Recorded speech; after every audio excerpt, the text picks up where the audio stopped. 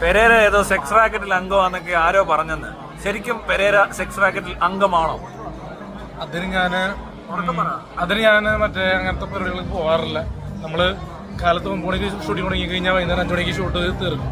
അല്ലെങ്കിൽ 6-7 ഷൂട്ട് തീർത്ത് അവർ ലേഡീസിനെ കറക്റ്റായിട്ട് നമ്മുടെ മീഡിയയുടെ കാറിൽ വീട്ടിൽ കൊണ്ട് വിടുകയും മാന്യമായിട്ട് പോയിക്കൊണ്ടിരിക്കണേ. അപ്പൊ അതിനിടയിൽ ഈ സെക്സ് റാക്കറ്റ് എന്നൊക്കെ പറയാൻ എന്താന്നൊക്കെ എനിക്കറിയാം, പക്ഷെ അത് നമ്മൾ ചെയ്യാറില്ല. അങ്ങനെ ചെയ്യുന്ന ഒരാളാണ് പെരേര എന്ന് ഞാനും വിശ്വസിക്കുന്നില്ല. പെരേരയ്ക്ക് അങ്ങനത്തെ പരിപാടി നടക്കത്തില്ല. പെരേര ഒരു ഡീസന്റ് മനുഷ്യനും അതുപോലെ തന്നെ വളരെ നിഷ്കളങ്കനുമായ ഒരാളാണെന്നാണ് എനിക്കിതുവരെ മനസ്സിലായിട്ടുള്ളത്. ആര് പറഞ്ഞാലും അത് വിശ്വസിക്കാൻ ബുദ്ധിമുട്ടുമുണ്ട്. കാരണം സെക്സ് റാക്കറ്റ് പോലത്തെ പരിപാടി ഒന്നും ഓപ്പറേറ്റ് ചെയ്യാൻ ഏതായാലും പെരേരെ കൊണ്ട് വരത്തില്ല. പറ്റുമോ? പെൺകുട്ടികളൊക്കെ എപ്പോഴും മാന്യമായിട്ടല്ലേ പെരുമാറുള്ളൂ. മാന്യമായിട്ട് പെരുമാറണ്ട, പക്ഷെ വേണ്ടി വന്നിട്ട് ചെയ്യാനൊക്കെ പറ്റും. പക്ഷെ നമുക്ക് താല്പര്യമൊന്നുമില്ല. വേണ്ടി വന്നാൽ തന്നെ എനിക്ക് അത് ഇൻവോൾവ് ചെയ്യാൻ ഉദ്ദേശം ഉണ്ടെങ്കിൽ ചെയ്യാൻ പറ്റിയേക്കാം വേണമെങ്കിൽ എന്നെ പോലത്തെ വേറെ ആൾക്കാർക്ക്. പക്ഷെ നമ്മളതിൽ ഇറങ്ങാറില്ല, പോകാറില്ല, ഒന്നും ചെയ്യാറില്ല. നമ്മള് ലേഡീസ് ആയിട്ടുള്ള സൗഹൃദങ്ങൾ ഉണ്ടില്ലെന്ന് പറയുന്നില്ല. എന്റെ കൂടെ കൂടുതലും 2-3 ഫ്രണ്ട്സ് ഗേൾസാണ് കൂടുതലും, മനസ്സിലായോ? പിന്നെ നമ്മളെപ്പോഴും മീഡിയ അറ്റൻഷനിൽ കൊണ്ടുവന്നിരുന്നില്ല. പക്ഷെ ഇപ്പോ വരുന്ന പ്രശ്നം എന്ന് പറഞ്ഞാൽ വിനീത് എന്ന് പറഞ്ഞ പുള്ളി നമ്മളെ മോശമായിട്ട് വീഡിയോ ഇട്ടിട്ടുണ്ട്. അപ്പൊ നമുക്കത് എന്താ പറയാ, ആത്മഹത്യ ചെയ്യുന്നത് പലപ്പോഴും തോന്നിയിട്ടുണ്ട്. പക്ഷെ അത് വേണ്ടെന്ന് വെച്ചു. അങ്ങനെ ചെയ്യണ്ട, അത് വേണ്ട, അത് വേണ്ട. ആത്മഹത്യ ഇതിപ്പോ ആത്മഹത്യ ട്രെൻഡിങ് ആയതുകൊണ്ട് പെരേര ആത്മഹത്യ ചെയ്യാന്നൊക്കെ പറയാം. പേടിപ്പിക്കാൻ പറയുന്നതാണെങ്കിലും പെരേര അതും ചെയ്യത്തില്ലെന്ന് എനിക്കറിയാം. കാരണം നമ്മള് സെക്സ് ചെയ്തിട്ടില്ല എന്നുള്ള വിഷയമല്ല. പക്ഷെ ഇവിടെ പറയുന്നത് സെക്സ് റാക്കറ്റ് എന്നൊരു സംഭവം എന്ന് പറഞ്ഞാൽ വലിയൊരു മാഫിയാണ്. അതിന്റെ ഡോണാണ് ഞാൻ എന്നൊക്കെ പറഞ്ഞ് പുള്ളി ഇപ്പൊ വീഡിയോ ഇട്ടിട്ടുണ്ട്. എന്ന് പറഞ്ഞാൽ മറ്റേ എന്താ പറഞ്ഞ എന്നെ ബ്രാൻഡ് ആക്കിയിട്ട് ഇവിടെ ലേഡി ബോസ്, എന്റെ കൂടെ നടക്കുന്ന ബാംഗ്ലൂർ ലേഡി, പമ്പ എന്നാണ് പുള്ളിയുടെ പേര്. പക്ഷെ പേര് പറയാണ്ട് ബാംഗ്ലൂർ ലേഡി എന്ന് പറഞ്ഞിട്ടാണ് പറഞ്ഞിരിക്കുന്നത്.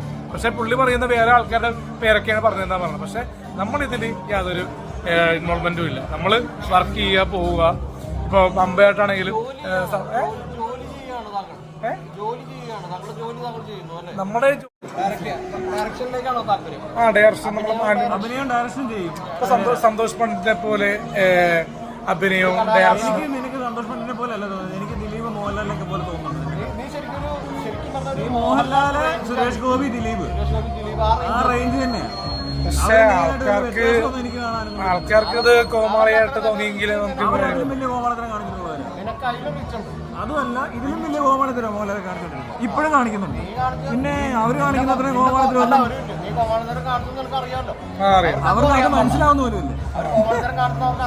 സുരേഷ് ഗോപി കാണിക്കുന്ന കോമാളിത്തരം നീ കണ്ടിട്ടില്ലേ? അതിനെപ്പറ്റി പറയാൻ ആളല്ല, പക്ഷെ ഞാനാളാണ്. അതുപോലെ നമ്മുടെ ഈ വിഷയത്തിൽ എന്തായാലും നമുക്ക് ഭയങ്കരമായിട്ട് സങ്കടമുണ്ട്. കാരണം നമ്മുടെ അല്ലേ ഇങ്ങനൊരു വിമർശനം വരുമ്പോൾ നമ്മള് എന്റെ ഫേസ്ബുക്കില്ലാത്തതുകൊണ്ടാണ് ഞാൻ വീഡിയോ ചെയ്യുന്നത്. അല്ല, സത്യമായിട്ടും പെരേര സെക്സ് റാക്കറ്റിലുണ്ടെന്ന് പറയുന്നു. ഫേസ്ബുക്ക് സന്തോഷ് വർക്ക് ചെയ്യുന്ന വ്യക്തി 5000 രൂപ കൊടുത്തിട്ട് ആളുടെ പേര് ഞാൻ പറയുന്നില്ല, അടിച്ചു കളി. വീട് സന്തോഷ് ഇറക്കിയോ? അങ്ങനെ ചെയ്യത്തില്ല.